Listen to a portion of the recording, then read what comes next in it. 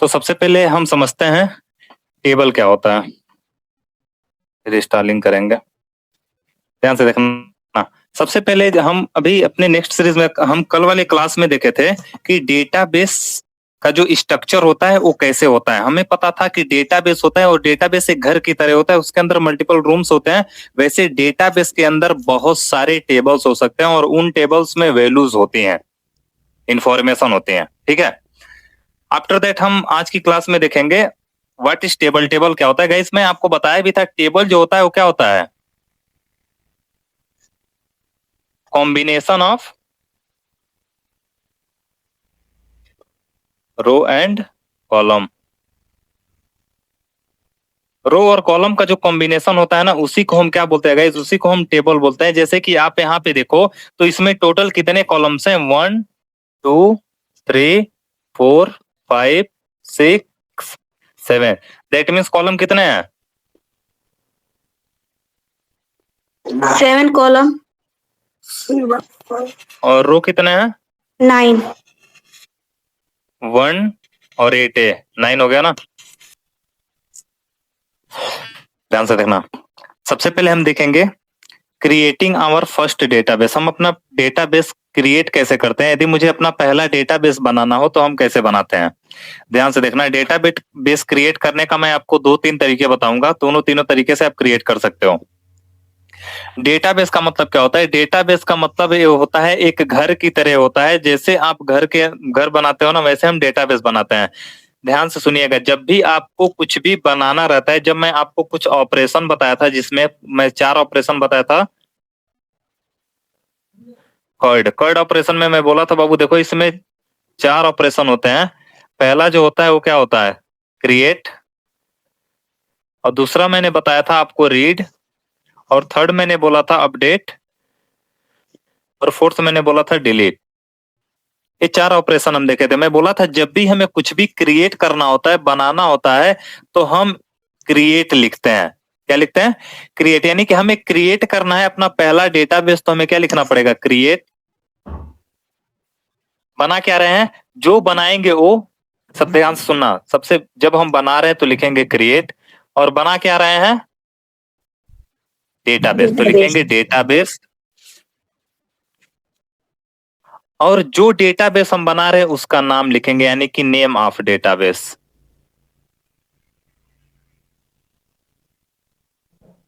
ये हमारा प्रोसेस होता है डेटाबेस क्रिएट करने का, और हम यहाँ पे क्या लगा देते हैं, सेमी कॉलन लगा देते हैं। ध्यान से देखिएगा, कुछ लोग इसी को ऐसे भी लिखते हैं, आप ऐसे भी लिख सकते हो। और यदि आप पहले से कंपनी में पहले से कोई काम कर रहे हैं, आपको उसका सिस्टम दे दिया गया, वो ऑलरेडी डेटाबेस के ऊपर काम किया हुआ है, तो उस टाइम हो सकता है वो पहले से कोई डेटाबेस बनाया हो, तो आपको कैसे पता चलेगा। तो उसके लिए आप क्या करोगे, ये लिखोगे क्रिएट डेटाबेस, मतलब डेटाबेस बना दो यदि, इफ नॉट एग्जिस्ट, मैच ना करे, उसके बाद जो डेटाबेस का नाम होगा वो लिखोगे।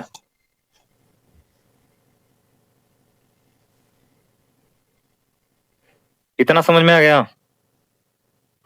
मान लीजिए किसी कंपनी वगैरह में जाते हैं तो वो लोग तो बताएंगे ना कि हमारे डेटाबेस का ये नाम है, और कुछ भी नहीं। ना, वो नहीं बताएंगे आपको।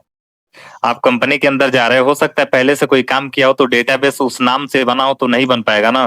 तो उस टाइम आप क्वेरी लिख कर रन कराओगे, क्रिएट करोगे ना, तो एरर आएगा बार बार। अभी मैं करके दिखाऊंगा आपको, एरर वाला भी करके दिखाऊंगा, और उस एरर कैसे पता चल जाएगी वो भी करेंगे। ध्यान से देखना, यदि आप स्टार्टिंग से आप काम कर रहे हो तो ये वाला कोड लिखोगे, क्रिएट डेटाबेस, डेटाबेस का नाम। क्लियर। यदि पहले से कोई काम किया है और आपको पता नहीं चल रहा है, हो सकता है उसी नाम का आप स्कूल नाम का डेटाबेस बना रहे हो, स्कूल नाम का डेटाबेस पहले से बना हो, तब तो एरर आएगा ना। उस एरर से बचने के लिए हम लिखते हैं क्रिएट डेटाबेस यदि एग्जिस्ट नहीं करता है। इसका मतलब होता है यदि एग्जिस्ट ना करे, यदि एक चीज नहीं मिलता है, एग्जिस्ट नहीं करता है इस नाम से, तब तो बन जाएगा। अदरवाइज आपको वार्निंग की तरह एक ऐसे मैसेज देगा येलो कलर से, इसको बोलते हैं वार्निंग। ठीक है, तो आपको पता चल जाएगा।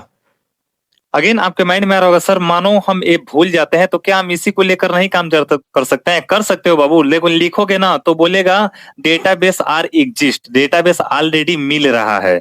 तो आपको क्या करना पड़ेगा, सो डेटाबेस करके पूरी डेटाबेस को देख लो पहले, उसके बाद अपने अकॉर्डिंग नाम लो।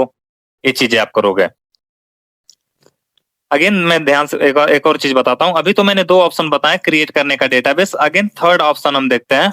ये तो पहला प्रोसीजर हो गया, ये सेकंड प्रोसीजर हो गया, थर्ड प्रोसीजर। बहुत लोगों के माइंड में आता है सर हम कभी कभी देखते हैं क्वेरी में ना तो ऐसे लिखा होता है CREATE कैपिटल लेटर में।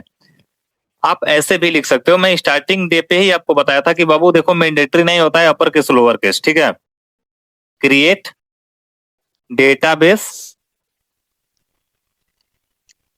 क्रिएट करते हैं, क्रिएट डेटाबेस, और डेटाबेस का नाम यहाँ पे लिखेंगे जो भी होगा। सपोज दैट स्कूल है तो लिखोगे SCHOOL स्कूल, और यहाँ लगा दोगे सेमीकोलन। एक और बात पे फोकस करना, यदि बहुत लोगों के माइंड में आता है खुरपाती आइडिया चला रहे होगे तो अच्छी बात है, चलाना भी चाहिए। सर यदि मानो आप तो एक डेटाबेस बना रहे हो, यदि मुझे एक ही साथ 100 डेटाबेस बनाने हो, 10 डेटाबेस बनाने हो, तो ध्यान से देखना। जो लेटेस्ट वर्जन है उसमें तो जो पे वाले जो पे करके चलाते हैं ना, उनमें ये काम करता है कैसे, जैसे मैं एक बनाया हूं तो एक नॉर्मली लिखा गया है, बट यदि एक ही साथ आपको 4-5 बनाना होता तो आप कैसे लिखते? फोर्थ ऑप्शन देखो, लिखोगे क्रिएट डेटाबेस, डेटा बेसेस कई सारा बना रहे हैं, उसके बाद यहाँ पे लिखूंगा स्कूल, यहाँ लिखोगे कॉलेज, यहाँ लिखोगे HR, और जो भी चाहते हो बैंक, ठीक है, और यहाँ लगा दोगे सेमीकोलन। ये तरीका होता है ना जब आपको मल्टीपल एक साथ बनाने हो, when create multiple database in one query. समझ में आया कि नहीं ये चारों प्रोसीजर? सर एक बार और ये शुरू से बता दीजिएगा। अभी क्वेरी डायरेक्ट क्वेरी लिखते हैं। यहाँ पे ध्यान से देखना, 2 चीजें हैं। एक तो है MySQL सर्वर, इसको बोलते हैं सर्वर। यहाँ से भी कमांड प्रॉम्प्ट के थ्रू हम करना चाहे तो यहाँ से भी कर सकते हैं, और हम मैक्सिमम अपना काम जब भी करते हैं तो हम वर्क बेंच पे करते हैं। तो यह है MySQL वर्क बेंच, इस पे डबल टाइम प्रेस करो। यहाँ पे प्रेस करने के बाद ना आपको यहाँ पे लिखा होगा MySQL कनेक्शंस और लोकल इंस्टेंस MySQL 80, ऐसे लिखा है। बोलो यार, इस पे प्रेस करेंगे,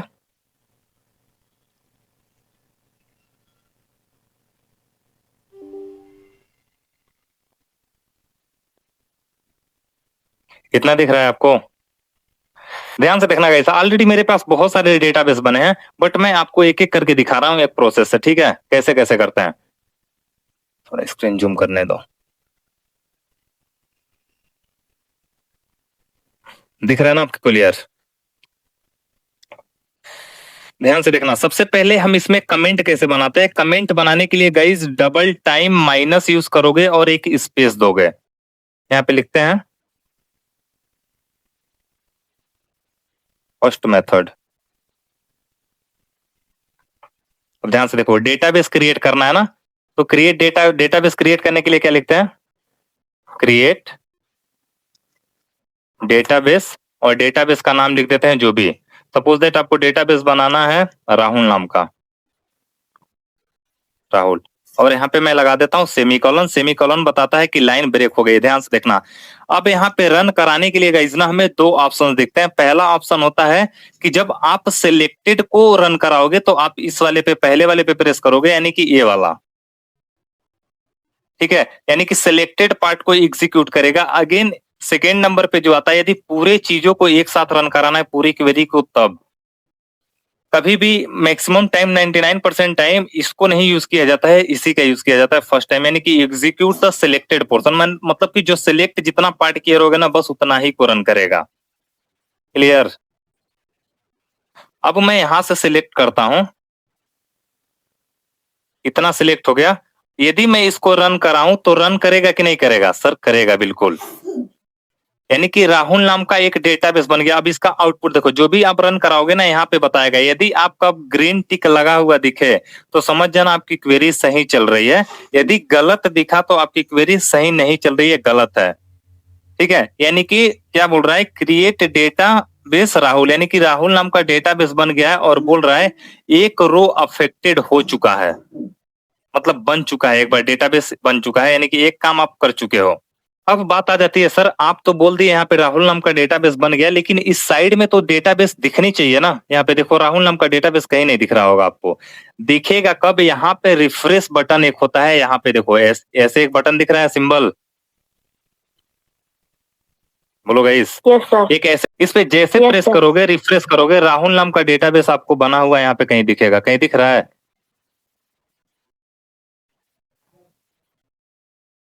दिख गया। दिख गया सर, यहाँ पे दिख गया। बहुत लोगों के माइंड में आ रहा होगा सर आप तो राहुल का आर कैपिटल लिखे हो लेकिन यहाँ पे स्मॉल कैसे दिखाई दे रहा है? बोलो। Upper case and lower case are not mandatory. Not mandatory, good, alright. तो ऐसे हम बना लिए राहुल नाम का डेटाबेस। ओके, अगेन सर कोई और तरीका बताओ बना। अब देखो एक बार जब डेटाबेस बन गया ना, दोबारा राहुल नाम का डेटाबेस बनाऊंगा ना तो एरर आएगा। जैसे करके दिखाता हूँ, किसी को कॉपी करके दोबारा पेस्ट करूं या दोबारा इसी को रन करा देता हूं? चलो पहले पेस्ट कर लेता हूं। कॉपी किया मैं और यहाँ पे आके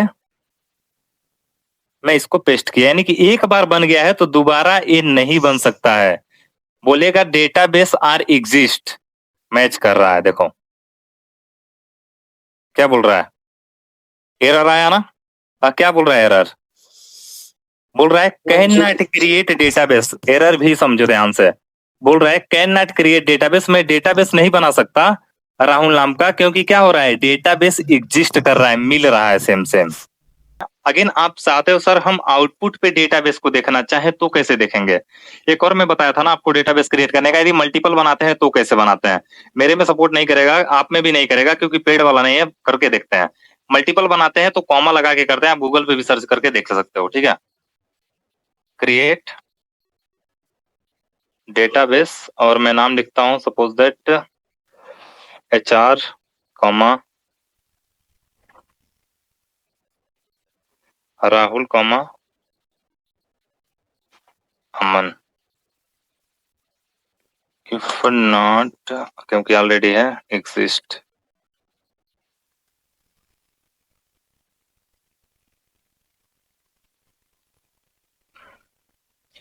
थोड़ा सा छोटा करता हूं।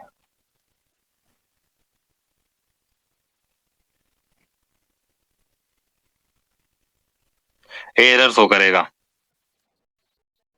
देखो क्या बोल रहा है, create database if not exist Rahul and Aman. बोल रहा है, क्या बोल रहा है, you have an error in your SQL syntax. से तुम्हारे सिंटेक्स का एरर है। सिंटेक्स मतलब ये तरीका नहीं है लिखने का। मैं बोला था ना कि लेटेस्ट जो पेड वाले वर्जन है उनमें सपोर्ट करता है। एक साथ कई सारा क्रिएट कर सकते हो, एक साथ कई सारा ड्रॉप भी कर सकते हो। ठीक है, अब आ जाते हैं सर यदि इसको एरर को अभी देखना, अभी मैं इसको जैसे हटाता हूँ एक रखता हूँ ना, तो यदि अमन नाम का नहीं बना होगा तो वैसे तो बताएगा, या तो वार्निंग देगा या तो रन करेगा। अमन नाम का भी एक डेटाबेस बन गया, देखो कोड सही चल रहा है ना। अब आप चाहते हो सर जितने भी डेटाबेस है सभी डेटाबेस को एक पास देखना चाहे तो कैसे करेंगे? ध्यान से देखना। देखने के लिए हम क्या लिखते हैं, to see all database.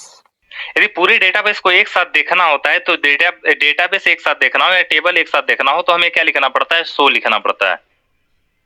So data bases,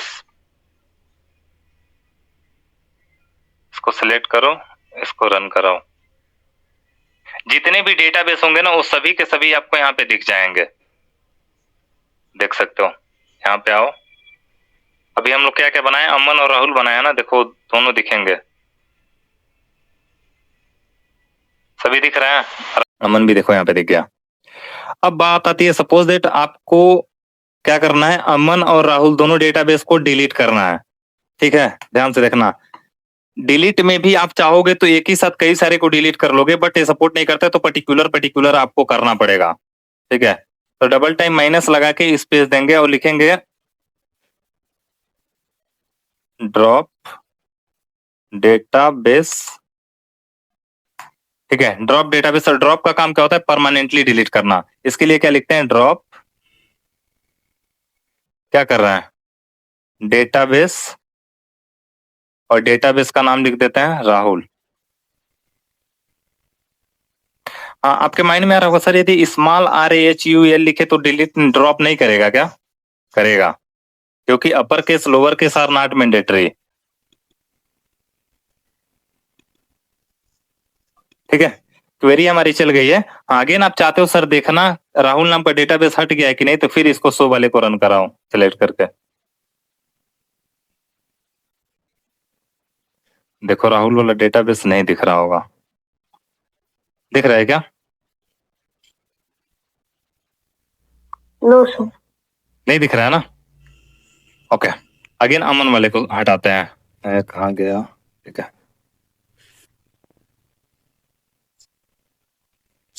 अब आप लोग बोलना तो।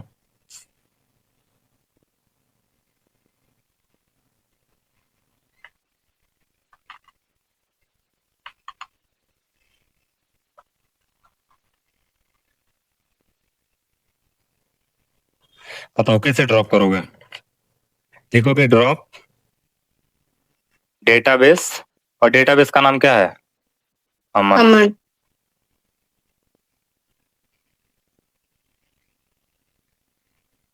क्वेरी चल गई ना? अगेन हम डाउन पे आते हैं, बॉटम पे, सॉरी, इसको रन कराते हैं। सो डेटाबेसेस को देखते हैं एक बार शो करा के।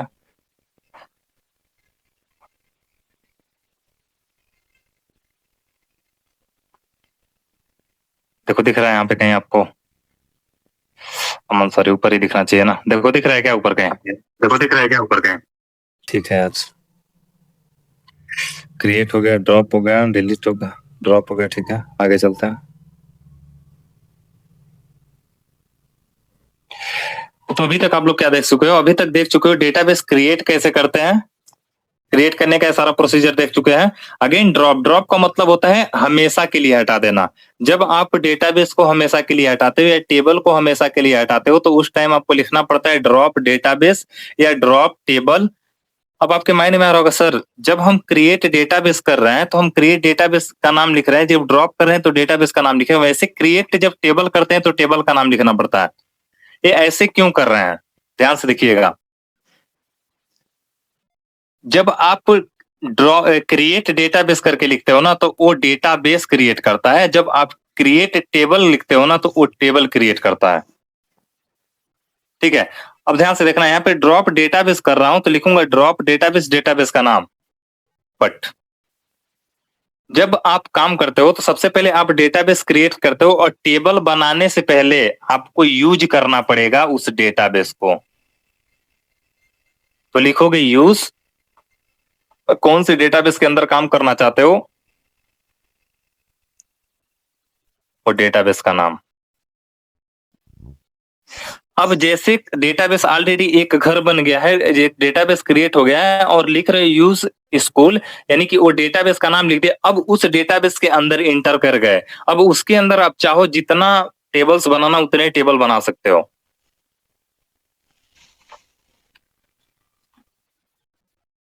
बोलो यार। अगेन आपके माइंड में आ रहा होगा सर हम क्रिएट डेटाबेस लिख के डायरेक्टली क्रिएट टेबल करके टेबल नहीं बना सकते हैं क्या? नहीं बना सकते हो, क्योंकि वो कहीं भी तो बन सकता है। अब आपको पता थोड़ी है, क्योंकि डेटाबेस तो इतने कहीं भी बन जाएगा वो। Okay sir. ओके, अगेन हम देखते हैं इसके बाद डिलीट।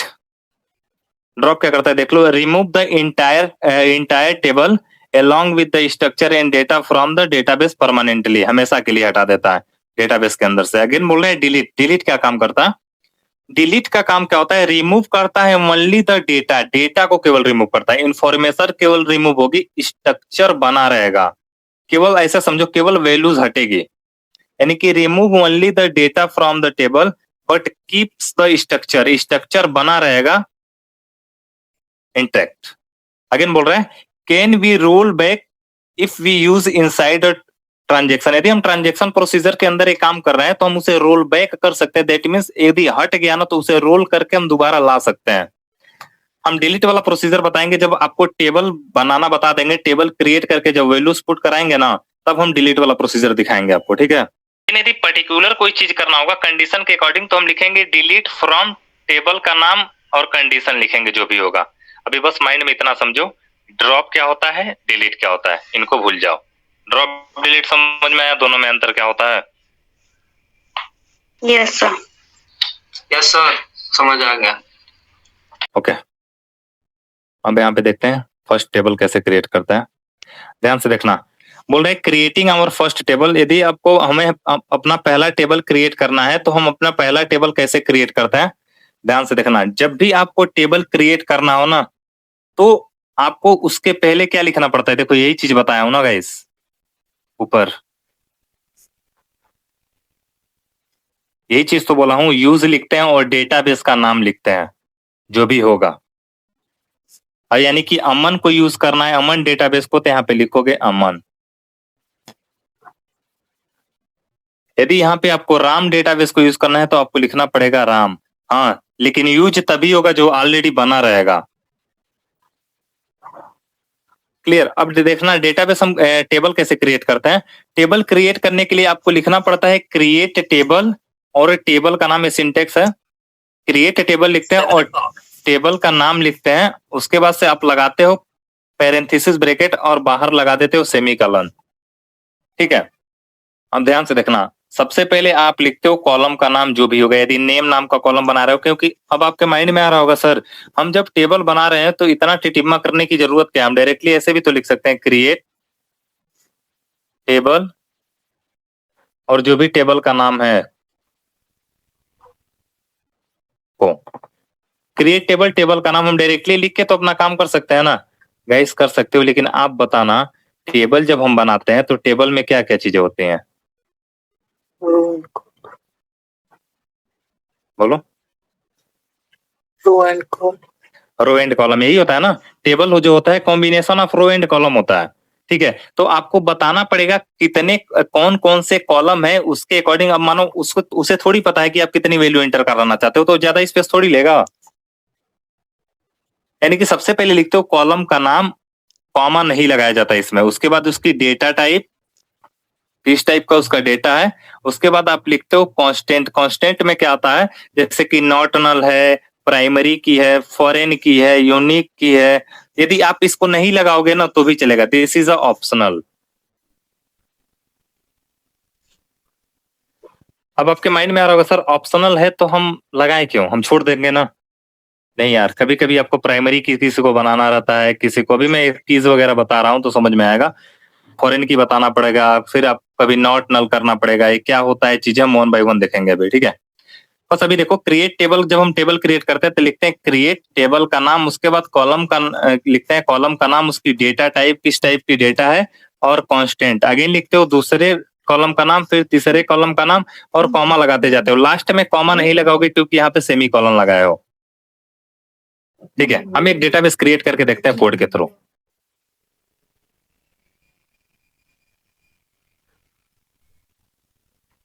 ठीक है। अभी सपोज दैट कोई डेटाबेस यूज करता है, इसी को एक बना लेते हैं, एक और डेटाबेस बनाते हैं दोबारा।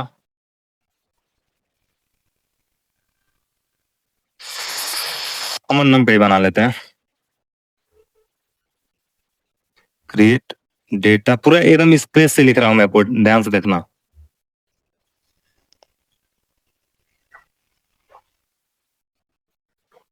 स्टार्टिंग से कैसे, जितना भी देखो, जितना एक अच्छा खासा पोर्शन हो जाएगा ना तो हम उसका क्वेरी लिखेंगे, फिर अच्छा खासा पोर्शन हो जाएगा फिर क्वेरी लिखेंगे। अब मैं पूरा स्पेस से लिख रहा हूँ, डेटाबेस बनाने से लेके टेबल बनाने तक का, ठीक है। डेटाबेस बना रहे हैं अमन नाम का, लिखेंगे क्रिएट डेटाबेस अमन।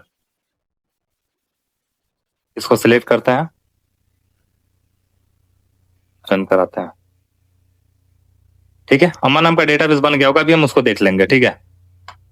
अब ध्यान से देखना, देखने के लिए क्या लिखते हैं, सो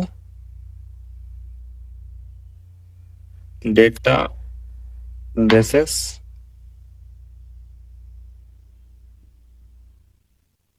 यहाँ से आप डेटाबेस आपको दिख जाएगा, अमन नाम का डेटाबेस ऑलरेडी बन चुका है, ठीक है। अब ध्यान से देखना, इसके अंदर मुझे टेबल क्रिएट करना है। अब जब टेबल मुझे क्रिएट करना है तो टेबल क्रिएट करने से पहले मुझे यूज करना पड़ेगा उस डेटाबेस को। आपके माइंड में आ रहा होगा सर, यदि आप एक क्वेरी टैब ओपन किए हो तो दूसरी फाइल, दूसरी डेटाबेस के अंदर भी तो हम बना सकते हैं कि नहीं बना सकते? बना सकते हो, आप बिल्कुल बना सकते हो। ऐसा नहीं है कि आप अमन के अंदर ही बनाओगे, आप जिसको यूज करोगे उसी डेटाबेस के अंदर आप टेबल बनाओगे। मैं लिख रहा हूं यहाँ पे यूज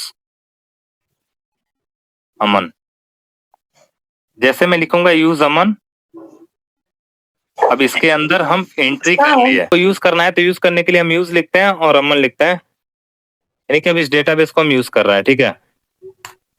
अब ध्यान से देखना, अब हमें क्या करना है, नाउ क्रिएट टेबल। हमें टेबल अपना बनाना है। टेबल क्रिएट करने के लिए क्या करते हैं, सबसे पहले लिखते हैं क्रिएट टेबल, और टेबल का नाम क्या, टेबल का नाम रखना चाहते हो? क्रिएट टेबल, टेबल का नाम रखते हैं स्टूडेंट। स्टूडेंट ही रख लेते हैं, ओके सर। किसी क्लास को डाल दीजिएगा, क्या हो? फर्स्ट क्लास डाल दीजिए, स्टूडेंट्स फर्स्ट क्लास। नहीं, अभी हम बना लेंगे, कई सारा ऐसे बना लेंगे, ठीक है। क्रिएट टेबल, स्टूडेंट नाम का टेबल लिख लिया। इतना करने के बाद आपको क्या करना पड़ेगा, एक लगाना पड़ेगा पैरेंथेसिस, और इंटर करो, फिर पैरेंथेसिस लगा के क्लोज करके सेमीकोलन लगा लो। अब हम इसके अंदर अपनी एंट्री करेंगे। एरर दिख रहा है, कोई दिक्कत नहीं, एरर इसलिए दिख रहा है कोई मैं एंट्री नहीं किया हूं इसलिए। अब ध्यान से देखना, बहुत लोग के माइंड में आ रहा होगा सर स्पेस दे के लिखे या नहीं दे के लिखे, इसमें मैंडेटरी नहीं होता है, आप कहीं भी लिखो चलेगा, ठीक है। इतना क्लियर होगा, इसमें इंडेंटेशन एरर नहीं आता है। अब देखो, अब सबसे पहले हमें पहला कॉलम बनाना है नेम नाम का, तो मैं लिखूंगा नेम। क्या लिखोगे? नेम। उसके बाद उसकी डेटा टाइप, डेटा टाइप ध्यान से देखना, जैसे हम लोग प्रोग्रामिंग लैंग्वेज पाइथन में पढ़ते थे स्ट्रिंग ना, तो स्ट्रिंग को बनाने के लिए इसमें लिखना पड़ता है वेर कैर। वेर कैर का मतलब क्या होता है, वेरिएबल और कैरेक्टर, और बताना पड़ता है कि आप कितने कैरेक्टर तक की वैल्यू रख सकते हो। मैं सपोज दैट बोला किसी का नाम 30 कैरेक्टर से ज्यादा तो नहीं हो सकता, 30 लिख दिया, क्लियर। बहुत ज्यादा लिख दिया 30 कैरेक्टर। इससे ज्यादा मेरे मान लेते हैं इतना, इससे ज्यादा तो नहीं होगा ना किसी का। अब इसको लिखते क्यों है सर, इसको इसलिए लिखते हैं क्योंकि जब हम वैल्यू को इंसर्ट कराएंगे ना टेबल के अंदर, जब वैल्यू को इंसर्ट कराएंगे तो उस टाइम पे 30 कैरेक्टर हो सकता है, 30 कैरेक्टर से कम हो सकता है, 30 कैरेक्टर से ज्यादा नहीं हो सकता जी, क्लियर। इसीलिए हम यहाँ पे लिखे हैं वेर कैर, यानी कि वेर कैर का मतलब होता है वेरिएबल, कैर का मतलब होता है कैरेक्टर, यानी कि वेरिएबल कैरेक्टर 30, यानी कि ये स्ट्रिंग बनाने के लिए होता है। स्ट्रिंग जैसे हम वहां पे लिखते थे ना, यहाँ पे वेर कर लिखते हैं, क्लियर। और कांस्टेंट आपको लिखना है तो लिखो, नहीं लिखना है तो न लिखो। हाँ, अब देखो मैं कांस्टेंट एक प्रकार से सपोज दैट यूज कर रहा हूं नॉट नल। यदि मैं यहाँ पे नॉट नल लिख रहा हूं ना, इसका मतलब हो गया कि आप नेम वाले बॉक्स को खाली नहीं छोड़ सकते हो। जब आप इंसर्ट करोगे ना तो इसको खाली नहीं छोड़ सकते हो। नॉट नल का मतलब हुआ यदि सर हम कुछ नहीं लगाए, तो यदि आप कुछ नहीं लगाते हो ना तो खाली भी छोड़ सकते हो। समझ में आया कि नहीं आया? देखते हो वहाँ पे नल, नल अगर लिख देंगे तो ऑप्शनल नहीं रहेगा, अगर नहीं लिखेंगे तो एक वर्ड में समझो, नॉट नल का मतलब हो गया ना, जब आप कोई फॉर्म फिल करते हो, यानी गूगल फॉर्म फिल करते हो तो स्टार लगाया होता है ना, तो स्टार का मतलब होता है मैंडेटरी। वैसे ही नॉट नल का मतलब होता है खाली नहीं रख सकते, मैंडेटरी है इसको फिल करना। यस सर, समझ में आ गया? लिखते हैं नॉट नल, खाली भी छोड़ सकते हैं। अभी मैं किसी को खाली छोड़ के दिखाऊंगा। अब इसके बाद यदि एक और लिखना है, कॉलम बनाना है, तो फिर कॉमा लगाऊंगा, दूसरा कॉलम बनाऊंगा। दूसरा कॉलम मैं ले लेता हूं रोल नंबर का, रोल नंबर। ध्यान से देखना, रोल नंबर ले लिया, और रोल नंबर क्या होता है, इंटीजर होता है, बोलो ना गाइस। और उसको मैं लिख लेता हूं, रोल नंबर को प्राइमरी की बना सकते हो या ऐसे ही छोड़ देते हैं अभी, ठीक है। फिर कॉमा लगाता हूं, अगेन आ जाता हूं नेक्स्ट वाले पे। स्टूडेंट का नेम हो गया, रोल नंबर हो गया, और क्या लिखना चाहते हो, क्लास। किस क्लास का वो स्टूडेंट है, ठीक है। अब क्लास लिखते हो तो कैसे, क्लास किस फॉर्मेट में होता है? सर उसमें तो इंटीजर भी हो जाता है, स्ट्रिंग भी हो इंटीजर जाता है। देखो यदि वर्ड में लिख रहे हो तो आप वेर कैर यूज करोगे, या आप चाहते हो सर मैं मिला के लिख रहा हूं तब भी आप वेर कैर यूज करोगे, लेकिन आप केवल चाहते हो सर 1 2 3 ऐसे लिखना तो आप इंटीजर यूज करोगे, ठीक है। और मैं इसको भी लिख दे रहा हूँ नॉट नल, ये भी नहीं खाली हो सकता है। और सर मान लीजिए रोमन अंक में वो हमको लिखना है तो उसके लिए वेर कैर यूज करेंगे, हाँ। तो वही लिख लीजिए ना सर।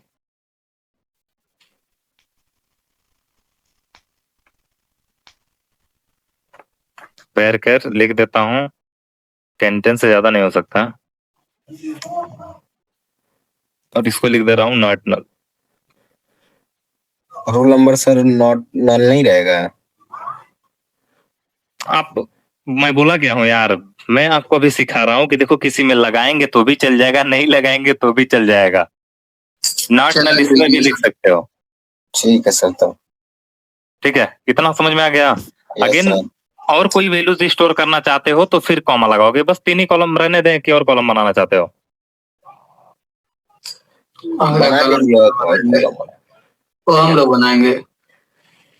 एक और कॉलम बना दे रहे हैं, बाकी 5-6 कॉलम का मैं दूंगा आपको, 3-4 कॉलम, फिर 5 कॉलम, फिर 6 कॉलम, फिर 10 कॉलम, तो आप बना लेना, यही फॉर्मेट रहता है। मैं एक और कॉलम बना रहा हूँ, क्या बनाऊं? हाउस बना दीजिए। एड्रेस लिख दे रहा है, एड्रेस एज लिखिए, और लिख दे रहा है वेर कैर, और इसको लिख दे रहे हैं किसी का एड्रेस 50 कैरेक्टर से ज्यादा नहीं हो सकता है। अगेन मैं यहाँ पे लिख रहा हूँ नॉट नल या कुछ भी नहीं लिखता है। सपोज दैट किसी को अपना एड्रेस नहीं पता है, मान लेता है एक एग्जांपल, और छोड़ना गैप करना चाहता है, तो इसको स्किप कर दिया। अब ध्यान से देखना, अब यहाँ पे मैं क्या लगाऊंगा, यहाँ कॉमा नहीं लगाऊंगा क्योंकि लास्ट में मैं सेमीकोलन लगाया हूँ। अब मैं क्या करूंगा, इतना सिलेक्ट करूंगा, और सिलेक्ट करने के बाद यहाँ पे रन पे आऊंगा और इसको रन कराऊंगा। रन हो गया। Yes sir. क्या बोल रहा है? बोल रहा है क्रिएट टेबल स्टूडेंट, स्टूडेंट नाम का टेबल बन गया है, जिसमें नेम क्या है, एक मिनट यार, जिसमें नेम क्या है, वेर कैर है, और नॉट नल है, और रोल नंबर क्या है, इंटीजर है, और क्लास क्या है, वेर कैर है। अगेन क्या लिखा है, ऐसे आगे तक गया है, ठीक है। इतना हो गया ना? Yes sir. अब आप चाहते हो सर ये टेबल तो हम क्रिएट किए हैं, लेकिन हम देखेंगे कैसे कि हमारा टेबल बना है कि नहीं है? फिर से शो करके लिखना है सर। रुक जाओ, मैं दोनों बता रहा हूं। टू सी मल्टी टेबल, यदि आपको केवल टेबल देखना है तो आप लिखोगे सो, क्या लिखोगे, टेबल्स। अब ध्यान से देखना, जब सो टेबल्स लिखोगे ना तो इस डेटाबेस के अंदर, जो हम डेटाबेस बनाए हैं, इस डेटाबेस के अंदर कितने टेबल हैं वो बस दिखेंगे, पूरे सर्वर के अंदर नहीं। ध्यान से सुनो, जब आप लिखते हो सो डेटाबेसेस तो पूरे सर्वर में जितने डेटाबेस हैं वो सब दिखते हैं। समझ में आया? लेकिन जब आप लिखोगे सो टेबल्स तो ध्यान से सुनना, जब लिखोगे सो टेबल्स तो जिस डेटाबेस को यूज कर रहे हैं, जिस डेटाबेस को हम यूज कर रहे हैं उसके अंदर कितने टेबल हैं वो दिखेंगे।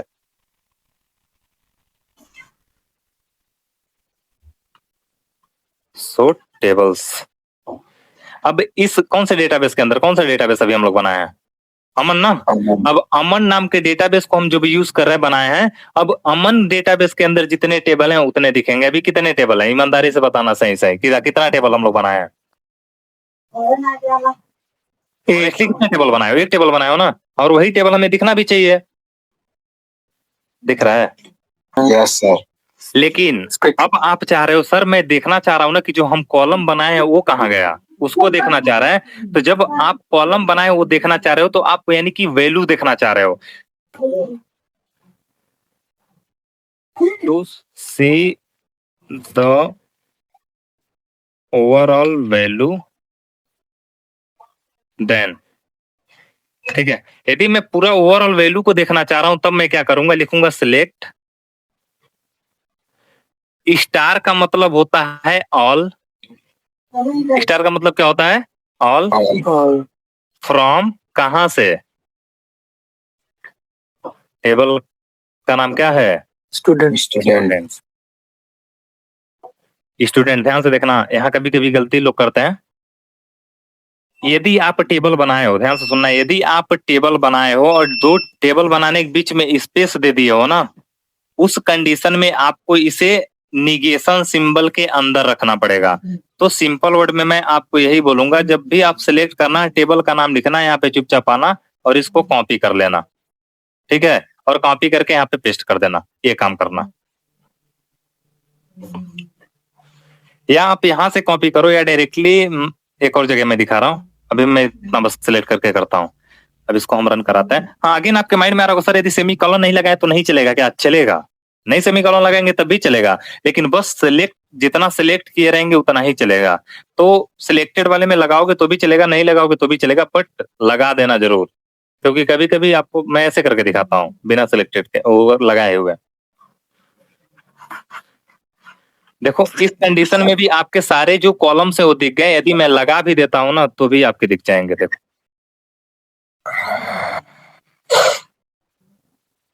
क्लियर होगा? यही चारों कॉलम बनाए हो ना।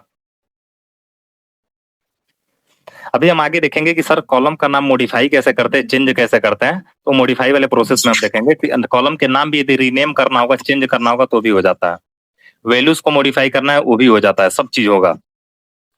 जो आप सोचोगे ना माइंड में, सारा चीज हो सकता है इसमें।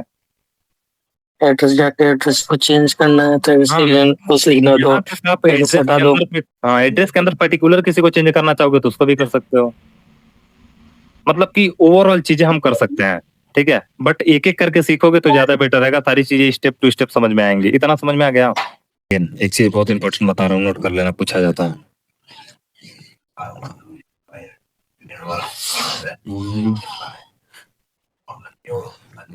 How to check version. Version कैसे चेक करते हैं? कौन बताएगा? जो बताएगा एक चॉकलेट फ्री, लेकिन विदाउट एआई की हेल्प से, खुद से बताना।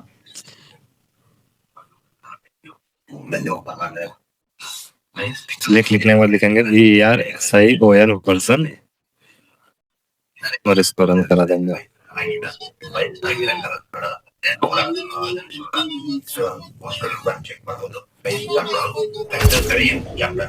कौन सा वर्जन है?